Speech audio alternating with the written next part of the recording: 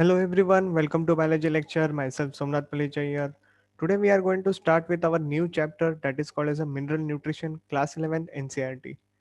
Okay, so let's proceed with this particular chapter. Very interesting chapter as you can see on the screen. Okay, और यहाँ पे आप लोगों को कुछ एकदम डिफरेंट वे में ये चैप्टर सीखने मिलेगा क्योंकि हम लोग यहाँ पे देखो नॉर्मली बायोमोलिक्यूल्स वाला जो चैप्टर है वो डील कर चुके हैं, राइट। कार्बोहाइड्रेट, प्रोटीन, फैट्स, ये सारी बातें हम लोग डिस्कस कर चुके हैं। उसी के बाद हम लोगों ने जैसे कि लाइक यू कैन से ये जो चैप्टर है वो लाइक ट्रांसपोर्ट के रिस्पेक्ट में भी देखा था, है ना। तो वहाँ पे भी हम लोगों ने लाइक फूड कंडक्टिंग एलिमेंट्स के बारे में भी बात की थी, like xylem and phloem and all those things. ये सारी बातें हम लोग ऑलरेडी कर चुके हैं। अभी अभी क्या क्या जो न्यूट्रिएंट्स होते हैं एक्चुअल में और उनका क्या इंपॉर्टेंट रोल होता है प्लांट के रिस्पेक्ट में, ये सारी बातें हम लोग यहाँ पे करेंगे। ठीक है, और ये भी जानेंगे कि कौन सा एलिमेंट कितने अमाउंट में हमको चाहिए होता है, ऐसे कितने एलिमेंट्स हैं जो अभी तक डिस्कवर हुए हैं। ठीक है, तो ये सारी बातें हम लोग करेंगे। जैसे कि आप लोगों को पता है कि प्लांट को अगर एक प्रॉपर ग्रोथ एंड डेवलपमेंट करना है तो plant require some carbohydrate, proteins, fats, water as well as minerals. Okay, now this will be nutrients will be divided into two category, that is one will be called as a macronutrients, another will be called as a micronutrients. Now present in large amount, जो macro nutrients होते हैं वो large amount में present रहते हैं। यही आपके screen पे जो आ रहा है पहला क्वेश्चन। ओके, यही पहला क्वेश्चन है, क्योंकि मैक्रो न्यूट्रिएंट अगर लार्ज अमाउंट में चाहिए प्लांट को तो कितना होता है वो लार्ज अमाउंट। यहाँ पे दिया है 10 मिलीमोल पर किलोग्राम ऑफ ड्राई वेट, इतने हिसाब से या फिर इससे भी ज्यादा हो सकता है। ठीक है, 10 मिलीमोल पर KG of the dry weight, ये इतने अमाउंट में चाहिए होते हैं, तब जाके हम लोग उसको मैक्रो न्यूट्रिएंट्स कहते हैं। और इनकी जो कैटेगरी है वो है carbon, hydrogen, nitrogen, phosphorus, calcium, magnesium, oxygen, sulphur and potassium. ठीक है, तो ये जो टोटल एलिमेंट्स है ये 9 मैक्रो न्यूट्रिएंट्स है। टोटल कितने न्यूट्रिएंट्स है? 9 मैक्रो न्यूट्रिएंट्स है, जिनकी नेमिंग मैंने यहाँ पे स्क्रीन पे ऑलरेडी बता दी है आप लोगों को। ठीक है, और उनमें से जो basically carbon, hydrogen and oxygen है ये हमको कार्बन डाइऑक्साइड एंड वाटर के थ्रू मिलते हैं। ओके, इन शॉर्ट प्लांट्स को वाटर के थ्रू मिलते हैं, और बाकी के जो है वो हमको सॉइल से मिल जाते हैं। ठीक है, तो ये सारी बातें आप लोगों ने यहाँ पे with respect to micro nutrient समझ ली होगी। तो अभी माइक्रो न्यूट्रिएंट्स को ध्यान में देते हैं। These are required in very small amount, that is less than 10 millimole per kilogram of the dry weight. तो यहाँ पे 10 मिलीमोल या फिर उससे ज्यादा हो सकता है, यहाँ पे उसका अपोजिट है, that is a less than 10 millimole पर किलोग्राम ऑफ ड्राई वेट। ठीक है, नाउ यहाँ पे जो एग्जांपल्स आ रहे हैं आपके स्क्रीन पे, that is iron, magnesium, okay, sorry, iron, manganese, you can say copper, then molybdenum, zinc, boron, chlorine and nickel. These are the elements which are playing important role. Okay, now they are total 8 micronutrients. तो अगर आप लोग in short macro and micro nutrients को total करोगे तो essential elements की जो list है वो 17 एलिमेंट्स पे पहुंच जाती है टोटल। कितने? 17 टोटल एसेंशियल एलिमेंट्स, जिनमें से 9 जो है वो मैक्रो न्यूट्रिएंट्स है और 8 जो है वो माइक्रो न्यूट्रिएंट्स में चले जाते हैं। फाइन, चलो अभी आगे बढ़ते हैं। नाउ ये जो टॉपिक है यहाँ पे एक नाम आपको याद रखना बहुत जरूरी है, जूलियस वॉन सैक। ये एनसीईआरटी में भी आपको नाम मिल जाएगा। Okay, first time demonstrated about the technique to develop a plant that is also without the soil, इसलिए सॉइललेस मीडियम भी कहा जाता है, और वो soilless medium is nothing but the water. Okay, और जहाँ पे only by using the water we are developing the plants, we are growing the plants, ऐसे टेक्निक को हम लोग कहते हैं हाइड्रोपोनिक्स, जो कि आज के डेट पे बोले जा सकते हो कि आप लोग ये ज्यादा अमाउंट में हो रहा है। ओके, इसी को फॉलो किया जा रहा है मैक्सिमम, आप अगर देखोगे। नेक्स्ट, नाउ नोट करने वाली बात क्या है, अभी तक out of 105 elements more than 60 element have been detected in the plants. Out of 105 elements में से 60 एलिमेंट से ज्यादा अभी तक ऑलरेडी प्लांट्स में ही एलिमेंट्स की डिस्कवरी हो चुकी है। Some plant species accumulate selenium, then some plant species accumulate gold, and even some plant species may take a radioactive strontium also at low concentration, that is 10 raised to power minus 8 gram per ml. Okay, is all are really necessary for the plant, ऐसा question mark हमारे screen पे आ जाता है। Okay मैं बता रहा हूँ आप लोगों को, फिर से ध्यान देना, कुछ ऐसे प्लांट्स हैं जैसे कि जो कि इंडस्ट्रियल लेवल के आसपास जो ग्रो होते हैं, अगर आप लोग उन सारे प्लांट्स का अगर आप लोग डेटा निकालोगे, उनके अगर सैप को, जाइलम सैप वगैरह जो हम लोग कहते हैं, उन सैप को अगर आप लोगों ने लाइक लेबोरेटरी में टेस्ट किया, उसका चेकअप किया, तो हम लोगों को एनालिसिस करने के बाद ये रिपोर्ट मिलता है कि सम प्लांट्स में have the ability to take selenium also, even they can take the gold also, and even they can take the strontium also. तो ये होंगे जरूर प्लांट्स में, लेकिन इतना ज्यादा अमाउंट में नहीं होंगे, but since it is there, तो सोचने वाली बात है, प्लांट ये जो वाटर के साथ ले लेते हैं, तो क्या ये वाकई में प्लांट को रिक्वायर होते हैं या नहीं होते हैं। ठीक है, तो ये हमको तब करना पड़ेगा जब देखो, अगर हर एक एलिमेंट्स के बारे में अगर हमको जानना है, तो एक एक एलिमेंट को एक एक सॉइल, मतलब सॉइल में मिक्स करके फिर वो प्लांट में जाएगा, फिर वो प्लांट उसको एक्यूमुलेट करेगा, एंड देन उसका बाकी का जो रोल प्ले होगा वो डिटेक्ट करना पड़ेगा। लेकिन क्या आप लोगों को लगता है ये जो करना है, ये जो मैं अभी बोल रहा हूँ, इज इट पॉसिबल, राइट? तो थोड़ा सा डिफिकल्ट लेवल पे जाता है ये टॉपिक, समझ में आ रही है बातें यहाँ पे? ठीक है, अभी इसी को थोड़ा सा और अच्छी तरीके से समझते हैं। देखो, फिर ऐसे क्राइटेरियाज क्या आते हैं, ओके, जिनके जिनके बारे में अभी आप लोगों को समझना है कि criteria for essentiality, the element must be absolutely necessary for supporting normal growth and reproduction, खास करके ग्रोथ एंड रिप्रोडक्शन एक्टिविटी होने के लिए वो पर्टिकुलर एलिमेंट मदद करना चाहिए। ठीक है, अभी नेक्स्ट पॉइंट देखो, in the absence of the element the plant do not complete their life cycle और द सेट द सीड। मतलब क्या, या तो वो अपनी अगर वो एलिमेंट की डेफिशिएंसी हो जाती है, या तो वो पर्टिकुलर एलिमेंट अगर अवेलेबल नहीं होता है, तो हो सकता है प्लांट अपनी जो लाइफ साइकिल है वो पूरी तरीके से कंप्लीट ना कर पाए, या तो फिर वो जो सीड्स वगैरह बनाने की जो प्रोसीजर है उसमें भी थोड़ी सी दिक्कत आ जाए। ठीक है, next, plant require, see the requirement of the element must be specific and not be replaceable by the other element। ऐसा नहीं है कि चलो अभी ये पर्टिकुलर एलिमेंट अगर मिस हो गया है तो चलो उसका कोई अल्टरनेट ऑप्शन ढूंढते हैं सो डैट उससे बाकी की जो रिक्वायरमेंट है वो फुलफिल हो जाएगी, तो ऐसा भी नहीं है। ठीक है, in other words, deficiency of the any one element can not be met by supplying some other element, जैसे कि मैंने बोला अभी आपको बोला कि अगर एक पर्टिकुलर एलिमेंट अगर मिस है और उसकी जगह कोई और एलिमेंट को अगर हम लोग यूज करें तो वो पॉसिबल नहीं हो पाता। ठीक है, next, the element must be directly involve in the metabolism of the plant, ये भी बहुत ज्यादा इंपॉर्टेंट क्राइटेरिया है। ओके, अगर आप लोगों को हाइड्रोपोनिक्स के बारे में ज़्यादा जानना है, तो ये फिगर आप लोगों को थोड़ी बहुत जानकारी उसके उसके बारे में देता है। तो जैसे कि देखो स्क्रीन पे, यहाँ पे एक डायग्राम है जिसको नाम दिया गया है diagram of A typical setup of nutrient solution culture. तो यहाँ पे जैसे कि आप लोग देख रहे हो, it is a culture medium. Culture medium मतलब क्या है, इसमें आप लोगों को एक सोल्यूशन है जिसके अंदर जो भी चीजें रिक्वायर्ड क्वांटिटी में होती है, ओके, वो उसके अंदर ऐड की गई है। So in short it is a kind of solution now. Okay, खाली पानी नहीं है, तो ये पानी के साथ साथ और भी कोई ऐसे डिजोल्व एलिमेंट्स है जो कि प्लांट को ग्रोथ करने के लिए रिक्वायर्ड होते हैं। ठीक है, तो ये हम लोग ऐड कैसे कर सकते हैं, तो मान लो यहाँ पे एक ऐसी ट्यूब लगा के रख सकते हो, फनल शेप स्ट्रक्चर आप लोग देख पा रहे हो, ऊपर से थोड़ा सा ब्रॉड है और नीचे से थोड़ा सा ऐसा फाइन ट्यूब लाइक स्ट्रक्चर है। ठीक है, तो इसके थ्रू आप लोग जो न्यूट्रिएंट मटेरियल जो भी बाकी का जो रिक्वायर्ड रहेगा वो ऐड कर सकते हो, क्योंकि जरूरत पड़ेगी, क्योंकि प्लांट उसको एब्जॉर्ब करेगा। ठीक है, सो उसके अकॉर्डिंगली हमको यहाँ से ऐड करना पड़ेगा। यहाँ पे आप लोग देखोगे तो हर यहाँ पे कॉटन प्लग लगा के रखे हैं। कॉटन प्लग इसलिए ताकि और कहीं से भी कोई भी हवा वगैरह जो है, एयर वगैरह जो है, और कहीं से एंटर ना करे। ठीक है, या फिर हो सकता है कि कुछ बैक्टीरियाज वगैरह जो कि है, माइक्रो ऑर्गेनिजम्स, उस एरिया से निकल जाए अंदर की तरफ। ठीक है, जिसके वजह से हो सकता है कि ये जो कंटामिनेट होने के चांसेस बढ़ा देता है न्यूट्रिएंट मीडियम के, तो वो नहीं होने के लिए ये कॉटन प्लग्स लगाए गए हैं। ठीक है, नाउ साथ ही में जो जो प्लांट हमको हाइड्रोपोनिक्स के थ्रू ग्रो करना है वो आप लोग ले सकते हो, आपकी मर्जी है।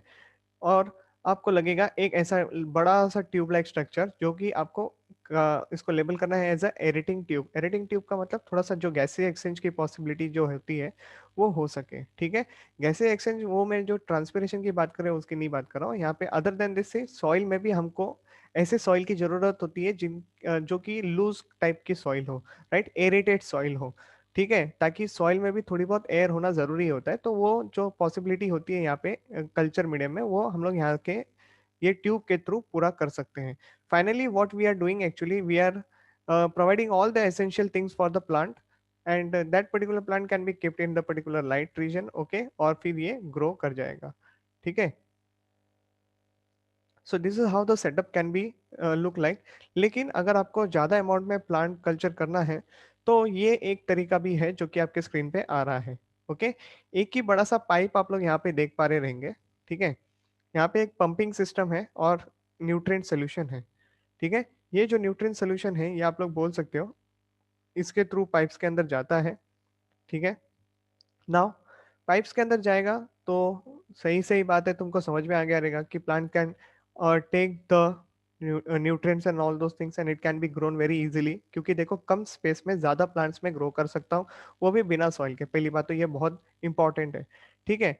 और ये जो है, ये जो एरोज यहाँ से जो इंडिकेट कर रहे हैं वो एरो ये इंडिकेट कर रहे हैं कि एक पर्टिकुलर वॉश दे भी सकते हैं हम लोग रूट्स को, ठीक है। That can be open from this particular opposite side of the pipe and which can be collected separately.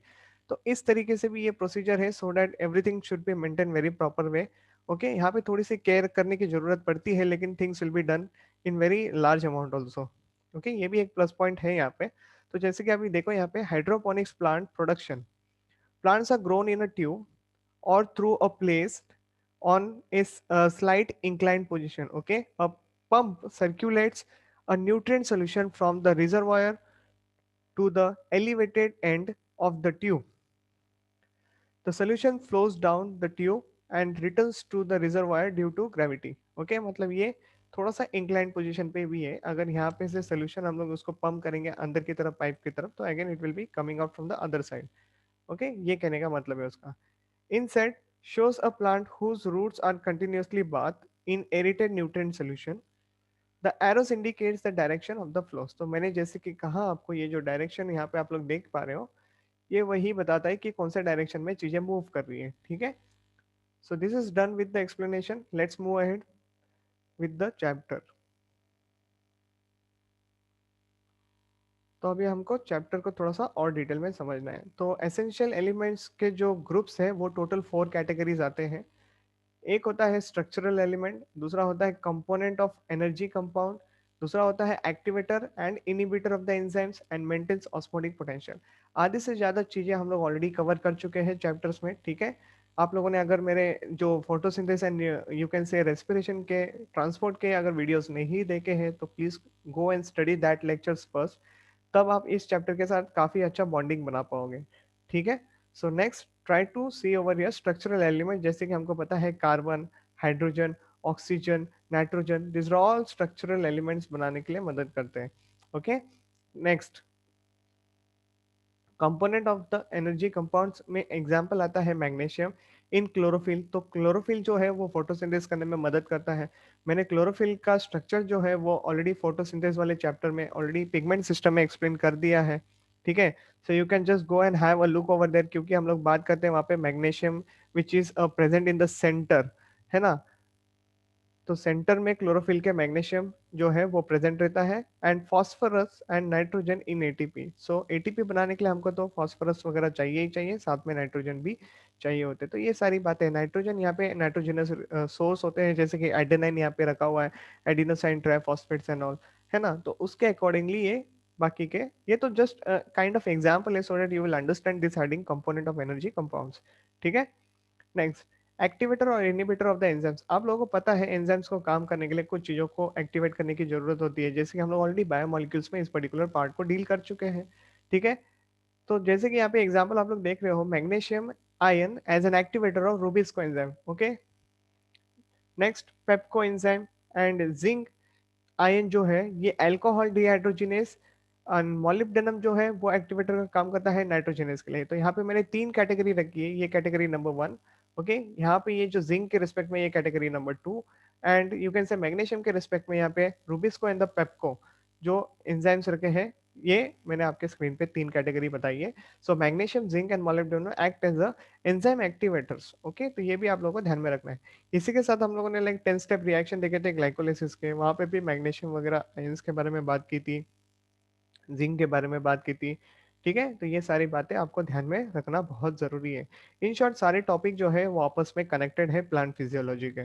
Maintains osmotic potential, अभी ऑस्मोटिक पोटेंशियल का मतलब क्या है? Opening and closing of the stomata, right? During the day time the potassium ion moves from the subsidiary cells into the guard cells, है ना? ये सारी बातें हम लोग डील कर चुके हैं, right? Opening and the closing of the stomata में in the previous topic only we had completed the detailed explanation with respect to the opening and closing of the stomata.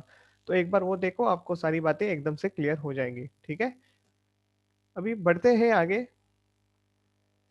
अभी आपके सामने एक बहुत ही इंपॉर्टेंट पार्ट जो है वो शुरू हो रहा है लेक्चर का, that is a role of micronutrient, role of macronutrients and micronutrients and their deficiency symptoms. मतलब इनका रोल क्या होगा प्लांट्स में, क्या क्या जगहों पे इनकी रिक्वायरमेंट होगी, ठीक है? इसके अलावा अगर ये बंदा एब्सेंट है तो प्लांट्स को क्या क्या चीज़ों का प्रॉब्लम होगा, ये सारी बातें हम लोग यहाँ पे डिस्कस करेंगे। तो सबसे पहले स्टार्ट करते हैं एलिमेंट, फिर यूजेबल फॉर्म, फिर place where it is used और इट इज रिक्वायर्ड, फिर उनका फंक्शन जानेंगे और फिर डेफिशिएंसी के बारे में जानेंगे। तो इससे लगता है आप लोगों को सारी बातें एकदम इजीली समझ में आ जाएगी, ठीक है? तो चलो सबसे पहले स्टार्ट करते हैं नाइट्रोजन, जो कि मोबाइल एलिमेंट है। अभी before entering into the everything explanation part, you should also understand the nitrogen means mobile element. तो कुछ ना कुछ एलिमेंट्स के नीचे हम लोगों ने कुछ एक और एडिशनल पॉइंट दे रखा है, तो इससे आप लोग एक कैटेगरी बना लो ऑलरेडी, मोबाइल एलिमेंट्स क्या होते हैं और इमोबाइल एलिमेंट्स क्या होते हैं, ऐसे करके भी क्वेश्चंस बने जा सकते हैं, ठीक है? अभी जितना भी आप लोगों ने क्लास 11th में देखा है वो सारी बातों का अभी हम लोग यहाँ पे डिस्कस करेंगे, ठीक है, with respect to the plants. तो देखो नाइट्रोजन आ गया है स्क्रीन पे, तो इसको यूज किस तरीके से किया जाता है? Nitrate that is NO3 minus and nitrate that is NO2 minus, okay? Ammonium ion की बात करें तो NH4 प्लस, है ना? तो इस तरीके से प्लांट उसको यूज कर सकता है। तो ये फर्स्ट वाला जो एलिमेंट है इसको ध्यान में रखो, क्योंकि यही एलिमेंट्स के साथ हम लोग लास्ट वाला जो पार्ट है, ओके, नाइट्रोजन फिक्सेशन का, उसको पढ़ेंगे, ओके? और देखेंगे वहां पे नाइट्रोजन साइकिल को डिटेल में। तो अभी से ही समझ लो कि कैसे कैसे इसको कन्वर्ट करना है यूजेबल फॉर्म में, क्योंकि नाइट्रोजन जो है वो फ्रीली अवेलेबल होता है एटमॉस्फेयर में और प्लांट को इन्हीं तीनों तरीके से उसको यूज करना होता है। तो देखो नाइट्रेट, फिर nitrite and ammonium ions, okay? तो प्लांट इसी तीन फॉर्म में उसको यूज कर सकता है।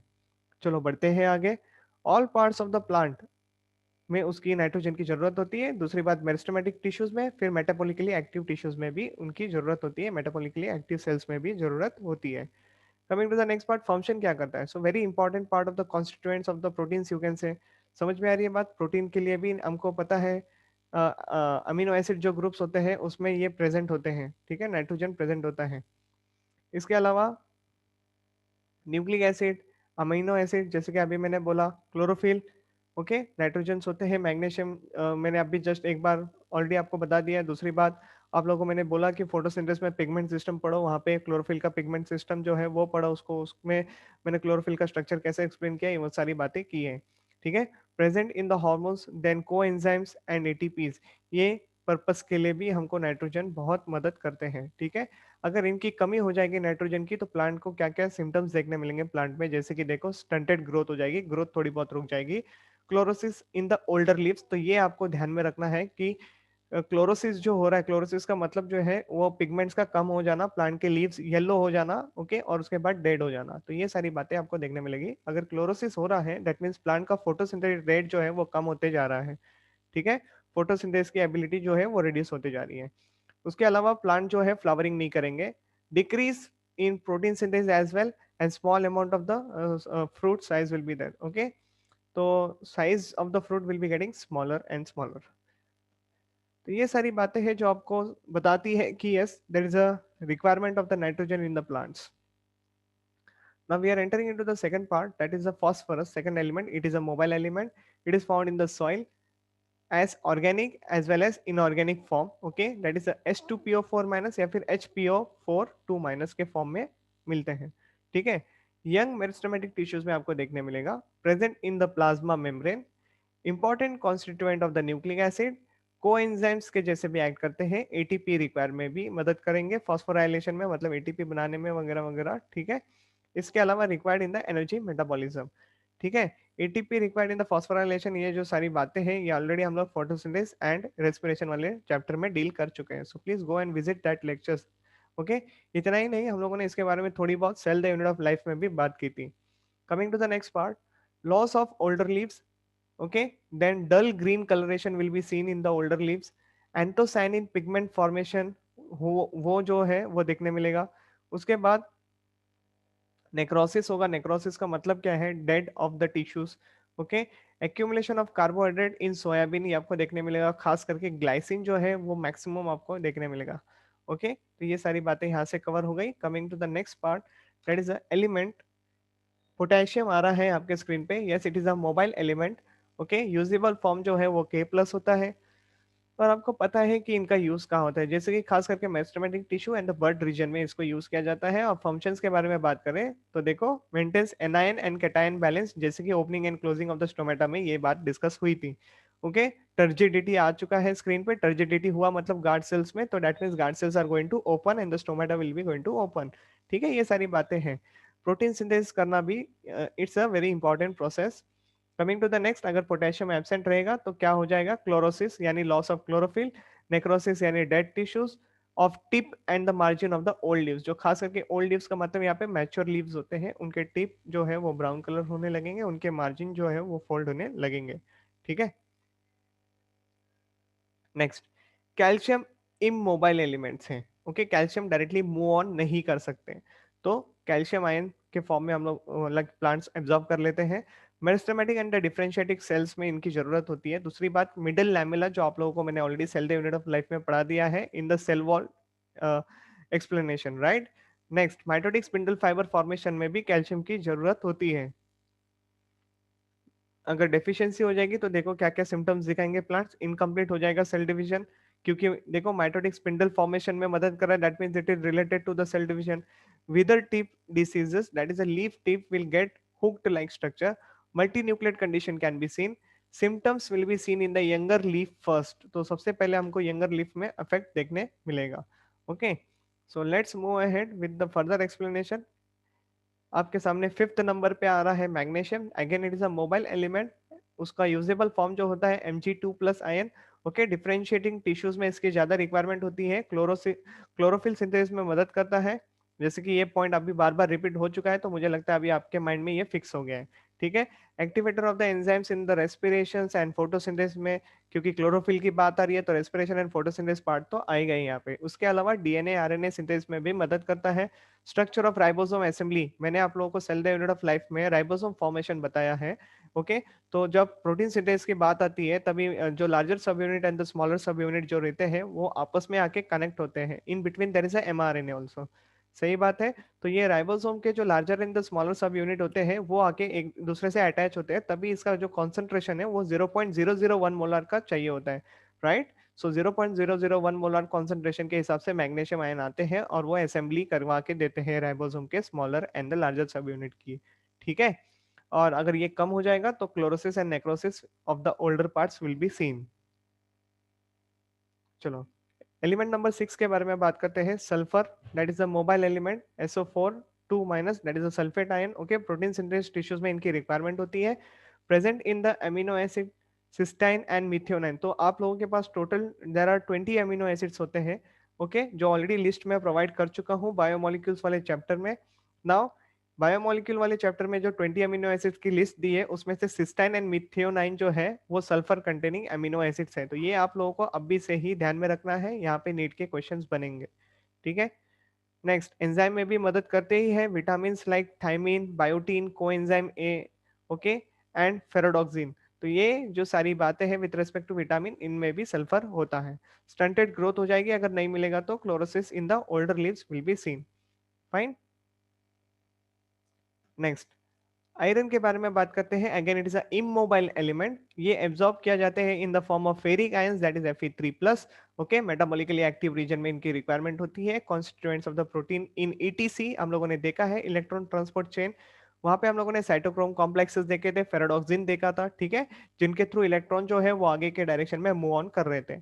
ठीक है, next, activator of the catalysis enzymes. Then उसके बाद essential for the formation of the chlorophyll. Yes, chlorophyll वाले जो स्ट्रक्चर्स है उसको देखो, वहां पे मैंने ये सारी बातें स्ट्रक्चर में मेंशन की है।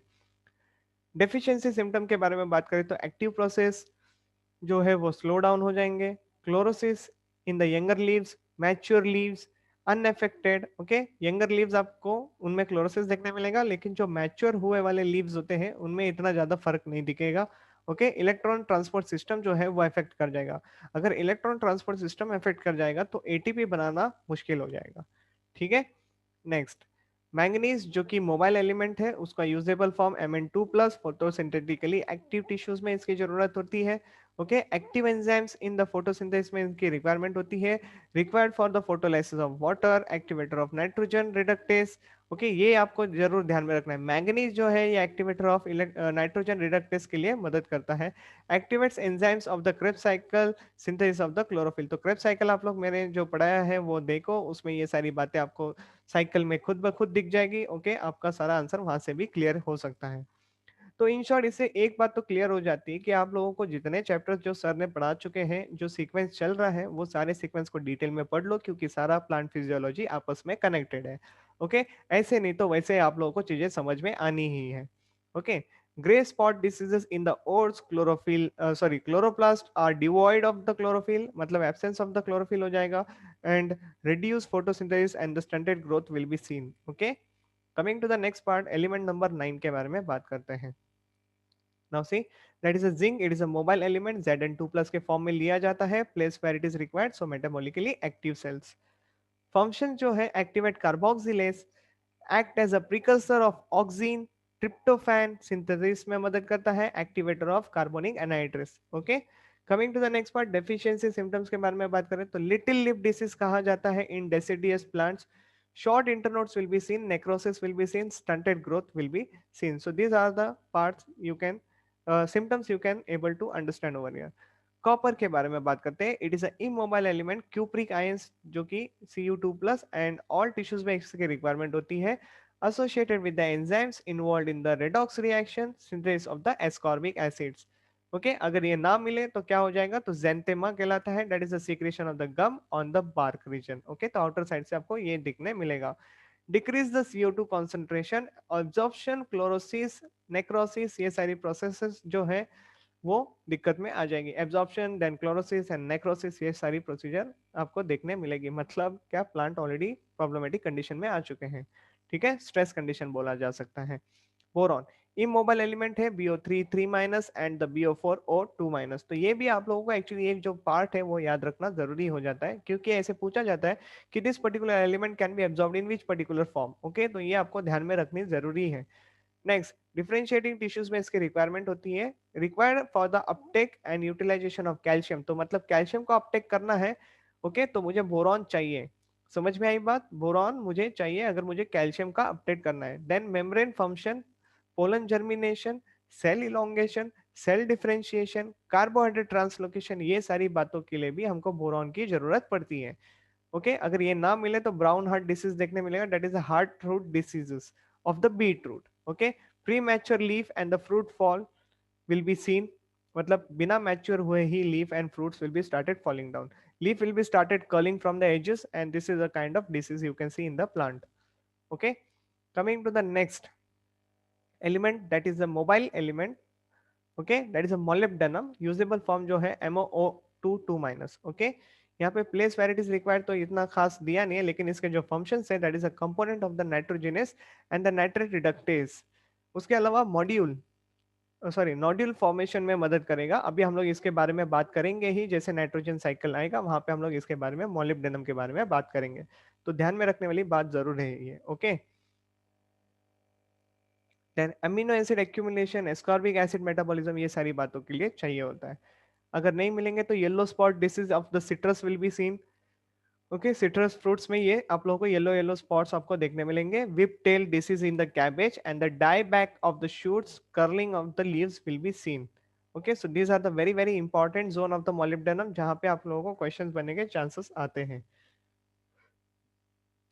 The last element which we are going to describe over here is that chlorine, that is a mobile element which is rarely deficient, okay।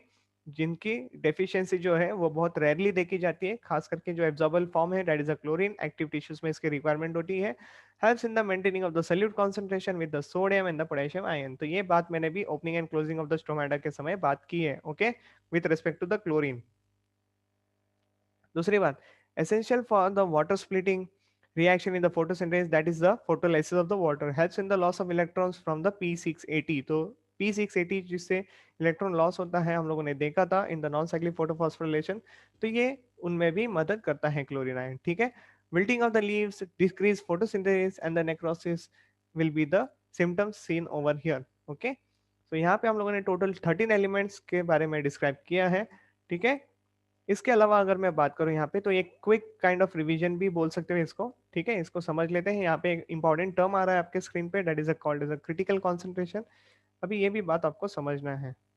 Okay, so see, deficiency symptoms of the essential elements, critical concentration, the concentration of the essential element below which the plant growth is retarded is called as a critical concentration। मानो 10 ml तक, minimum 10 ml तक that particular element is required, लेकिन 10 ml के नीचे गया तो उसको deficiency माना जाता है। So 10 is consider as a critical value, उसके नीचे नहीं जाना चाहिए। ठीक है, 10 के ऊपर है it is a very good, लेकिन 10 तक है then also it is fine, लेकिन 10 के नीचे नहीं जाना चाहिए। So 10 is consider as a very critical value. समझ में आ रही है बात? Note, the symptoms that appears in the plant due to the deficiency of the essential element is called as a deficiency symptoms। समझ में आई बात? तो जिनकी कमतरता होने के कारण जो भी चीजें बाहर से दिखती है कि प्लांट ये सारी प्रॉब्लम्स में है करके, तो उनको हम लोग डेफिशिएंसी सिम्टम्स कहते हैं। The part of the plant that shows the deficiency symptoms depends on the mobility of the elements। ठीक है, तो जो जो एलिमेंट्स, अगर हम भी आप लोगों ने जितने भी 13 एलिमेंट्स के बारे में देखा और उनके डेफिशिएंसी के कारण क्या क्या सिम्टम्स प्लांट दिखाते हैं, अगर आप लोगों ने वो सारी बातें माइंड में फिक्स कर ली, तो आप लोग खुद भी प्लांट को देख के एक पर्टिकुलर अंदाजा लगा सकते हो कि यस प्लांट में be suffering from this particular element deficiency. ठीक है, तो उसके अकॉर्डिंगली भी आप लोग प्लांट को ट्रीटमेंट दे सकते हो।